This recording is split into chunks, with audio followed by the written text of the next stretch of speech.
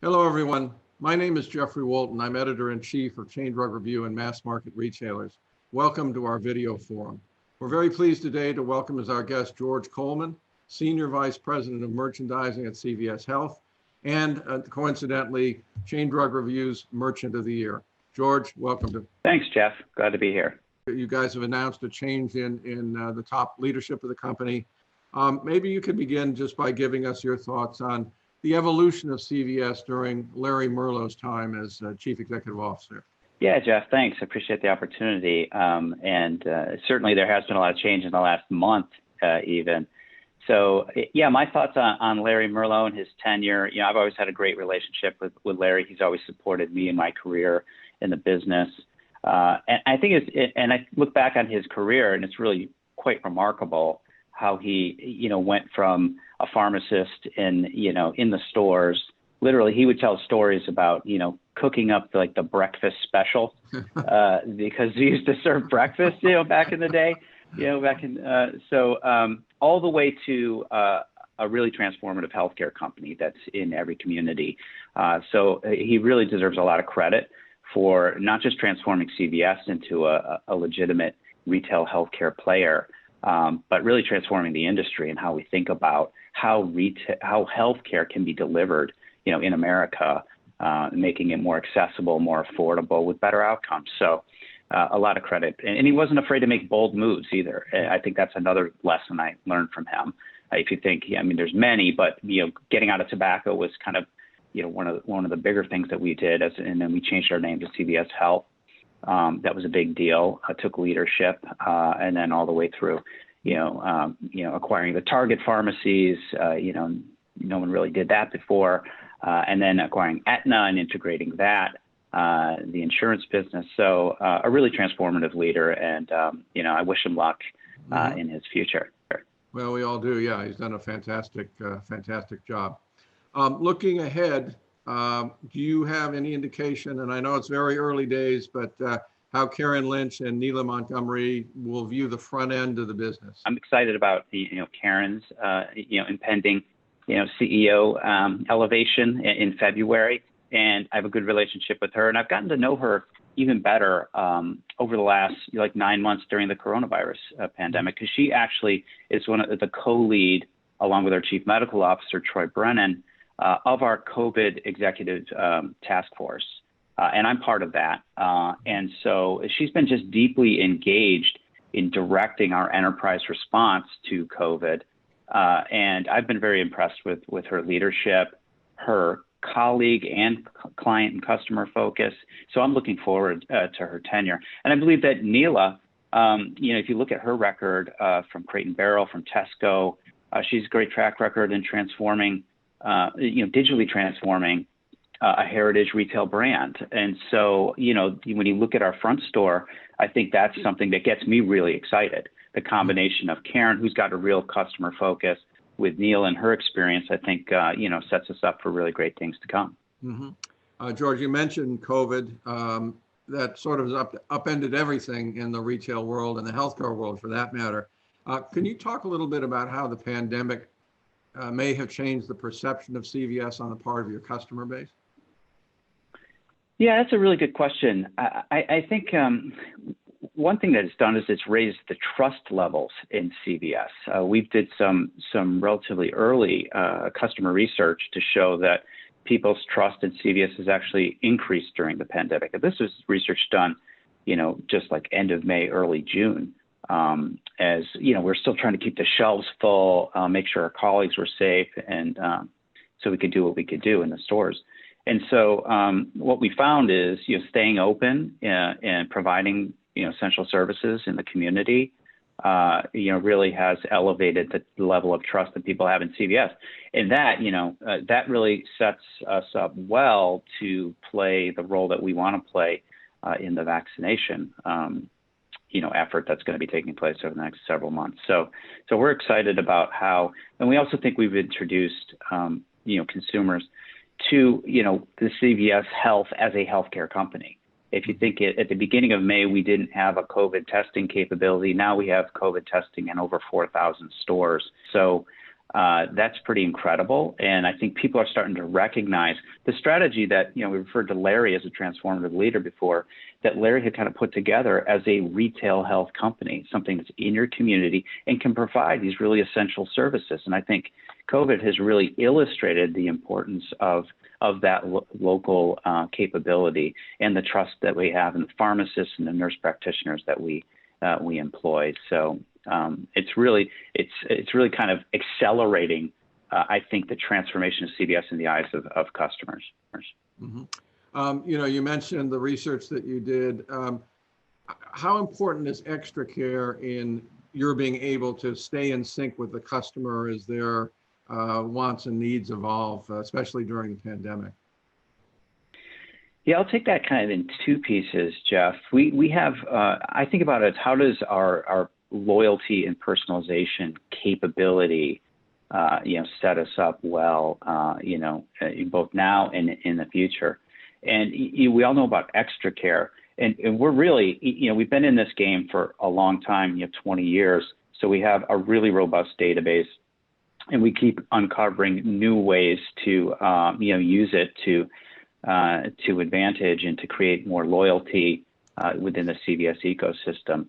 So that is just, 20 years in, I could almost say we're at tip of the iceberg in the way we're using machine learning and algorithms to try to identify, wants and needs, sometimes before they happen, be able to deliver a personalized message to someone in the format that they enjoy, whether it's text or email or things like that. But, a couple of years ago, we also looked at, another aspect of loyalty, which was CarePass.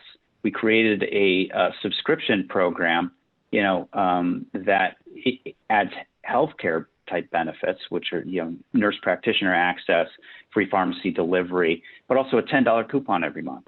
And so this was a way to mix both, our healthcare expertise, provide that in a convenient way to customers, but also, deliver them the value the way we know the way we know how. And this is a simplified value program. So on the one hand, extra care, free to join, it gets you access to all kinds of deals that are relevant to you. And if you want something a little bit extra along with delivery, pharmacist 24/7 access, et cetera, you can, pay just, $4.99 for CarePass per month. And so it's a really great value, and it's really taken off. And so our loyalty and personalization, call it ecosystem, has really evolved over the last couple of years, and it's encompassing more and more customers. Mm-hmm. George, you mentioned obviously that CVS is first and foremost a healthcare company at this point. How has that orientation affected your work in the front end? Our team in the front store has always tried to lean into our healthcare messaging, because you think about what differentiates CVS, from anywhere else, where you can buy, the front store product that I sell. Frankly, you can get it at a lot of different places. We're aware of that. So why would you come to CVS? And we've been leaning into the healthcare messaging and expanding health and beauty, over the last several years. And so ever since we got out of tobacco, we've been thinking about ways that we can lean into that health messaging. And so we're trying to appeal to, a wellness-seeking customer. And we're doing that in our front store. And that's kind of shared, that sort of customer idea is shared with our Minute Clinic, in our hubs, in our pharmacies. And so we want you to think, Karen Lynch, she's, kind of one of our first, markers that she put down is when people think about healthcare, she wants them to think about CVS. Mm-hmm. And so, we take that in the front store, to heart and try to adapt and, angle some of our assortment toward that healthcare messaging. And so, an example of this is, for instance, in our health hubs, where we have expanded durable medical equipment, DME, or we have expanded diabetes sections, that, creates sort of a flywheel where the customer will start to recognize, hey, we've got these services around diabetes, around, sleep apnea that you can access. And we have relevant product for that too. So it kind of makes the whole thing work together. You mentioned health and beauty. Are you trying to build bridges between the two categories? Are there places where you can leverage some synergies? Yeah, absolutely. Our beauty strategy, it talks about health in beauty. not health and beauty, because there's so much about healthcare in beauty, and skincare is a logical place to go. Skin being the largest organ in your body, and taking care of it's pretty essential. But also we've related back to our, if you remember, our Beauty Mark effort, where we removed digitally retouched photography in our stores. That was really an effort toward improving mental health and the mental health image, the self-image of teen girls, quite frankly, who attach great weight to, hey, we all do, like how we look translates to how we feel. So definitely there are lots of synergies. And even another kind of more tactical one is, I think we've all seen the vitamin and supplement business has been very, very strong for a while. But this year with COVID and people thinking about their health and trying to improve their, help support their immune system, that business has been on fire. And particularly the kind of beauty-led, VMS, vitamins, minerals, and supplements are really, really strong. So you think about the biotins, hyaluronic acid, protein, those things are really, really, really strong. And that's, we're seeing that also in our beauty set. Mm-hmm. Does your emphasis on health, CVS emphasis on health, influence your relationship with suppliers? The discussions you have with them, the products they bring to you, how does that influence your interaction with your CPG companies? I think it's resonated well. In my kind of eight years with CVS, I've always kind of been in sort of our healthcare end of things, whether it was store brands, running our consumer healthcare business, and now where I am now. It's always been well received, and I think our suppliers have both broad enough portfolios and innovations that are also kind of going along that route as well, thinking about proactive health and wellness being kind of a big macro trend that they all want to lean into. Mm-hmm. And so whether it's healthy food in our consumable set, while still maintaining what we call the indulgent options for people, but emphasizing kind of more healthier alternative options, that was an early area that we started looking at to be kind of more proactive, better for you type products. So we find, even in this supplier community that you wouldn't, naturally single out as sort of health focused, that they're very interested in participating in this trend and in kind of where we're going as a company. So there's plenty of room for everyone at CVS, and we have just great relationships with suppliers, and they give us a lot of great information about that support this direction. Mm-hmm. Mm-hmm. George, you mentioned your store brand program. Maybe you could talk a little bit about where that is and what you're doing to develop it further. Yeah, the store brand business has always been really important to us. I mean, it's, people obviously refer to it, some of the enhanced profitability you can get from the store brand portfolio. But for us, it's as much, if not more, about the ability to differentiate and innovate in ways that we want to innovate. So I've been, very pleased under the leadership of Brenda Lord, who's our vice president of store brands. We've got a lot of great innovations coming. We made some brand launches and relaunches this year that have been successful. Live Better is a brand that we launched in kind of our vitamins across a number of different categories. That's doing well. Paparazzi is a brand that's sort of fun, beauty, younger, really colorful, and that's been doing really well. We got big plans next year, and we've got all these innovation platforms in our store brands business that allow us to kind of experiment and innovate along avenues that maybe suppliers aren't bringing us. And with our knowledge of the customer, through our extra care database and other means, we're able to kind of lean into that innovation. So we're bullish on the private label business, and we think you'll see a lot of exciting things in the next year. Okay. And is it fair to say that you think of your own brands as brands and not just a Me Too private label? I mean, it's the mindset is the same as a CPG company would have. Yes? Yeah, absolutely. And we, don't have quite the marketing dollars to spend that some of the CPGs have, but we do. I'm literally thinking of several innovations in both brand innovations, packaging innovation, and like delivery innovations that are coming down the pipeline. You'll see them in 2021. And so those absolutely, we want these to stand on their own. And to that extent, we look at even selling them in other channels. And so because we think these brands are strong enough and their innovations are strong enough to do so. So absolutely. Yeah. Omnichannel obviously is booming in light of COVID, particularly. What are you doing to make sure that shoppers at home or at the office think of CVS first? Yeah, it's a great question, Jeff. And I'm glad you said omni-channel because our strategy is truly omni. It's e-commerce is an important part of that, but it's how does the consumer engage with us, in all digital forms, whether it's, and so our strategy is going to be pharmacy led, in the main. And so what that means is we want the person to be able to, customers and patients, to be able to engage with us in any, mode that they want, whether it's in store, on the phone, or on the laptop, and do it seamlessly. And so, one example of this, of how we're bringing it together with a kind of pharmacy-led and differentiated experience is our ability to, we're giving free delivery for pharmacy products today. And so when you do that, you can actually have the option of throwing some front store product into your basket. And so that's a way of connecting pharmacy with our front store and bringing them together seamlessly, on your phone and getting it delivered to your door, very easily. So that's bringing the pharmacy, into your home, at your doorstep, at your convenience.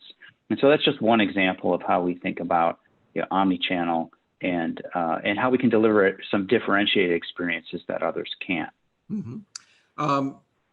With a lot of business going to omni-channel, and we can argue about what percent that's going to be, what are the implications of that for the physical store?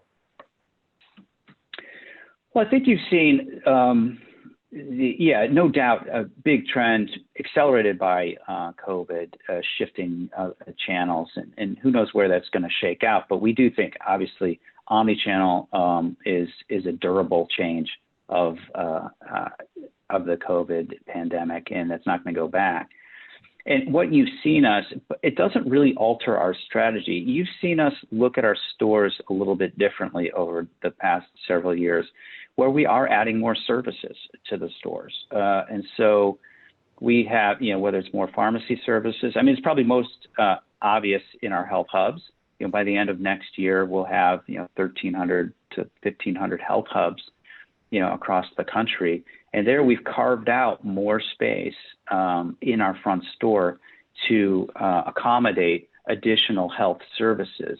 And so what we found in those stores is we can sell as much product in the front with actually, 15% less space devoted to that product. And so that makes the whole box more productive. But we've been, moving toward, and not away from like front store product, because I said we're maintaining the sales there. But we've been adding more services, and we think, adding more health services is a way we're going to, it's definitely going to continue in the future. Final question for you, George, and you touched on this before, but I know personalization is now something that you guys are very focused on. Can you tell us a little bit about how far along you are on that journey, and also how that may change the value perception of CVS as you are able to connect more closely with individual families and customers? Yeah, I think I mentioned before that I still feel we're at the tip of the iceberg here, in understanding our customers. We have a great deep database. We have like 75 million active, extra care customers. A huge portion of them are actively engaged, and that means they've actually redeemed an offer in the last, call it, 8 weeks. And so we have a great loyal, fan base. And we serve them up, personalized messages, offers, information, that they need. But I say it's tip of the iceberg because we're gaining capabilities in analyzing that database so that we can make the most use of it and create even more loyalty and more of a flywheel. And also, we are doing some work today, to get more, more of a kind of a behavioral understanding of our customers as well. And kind of we're creating kind of a new segmentation that's going to be useful for our teams. And I think ultimately, though, Jeff, I think about personalization more broadly than, just a database where we can pump out offers. If you think about the answer to your last question and how I'm talking about adding health services, our advantage at CVS is the human advantage. Mm-hmm. It is having a trusted pharmacist in the store. And in our health hubs, we've added a new role called a care concierge to help you navigate your way through our healthcare services, but also questions you might have.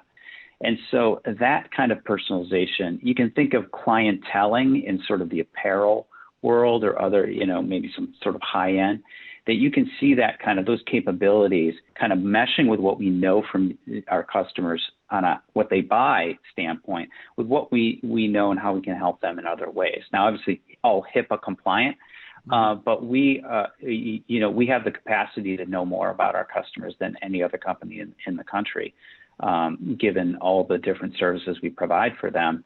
And we're seeking ways to put those together in packages, with solutions, and to meet the unmet needs of our customers and patients. Okay, well, George, thank you for your insights. This has been great, and congratulations again on being our Merchant of the Year. Thanks, Jeff. I'll have a better speech prepared, when we do the celebration.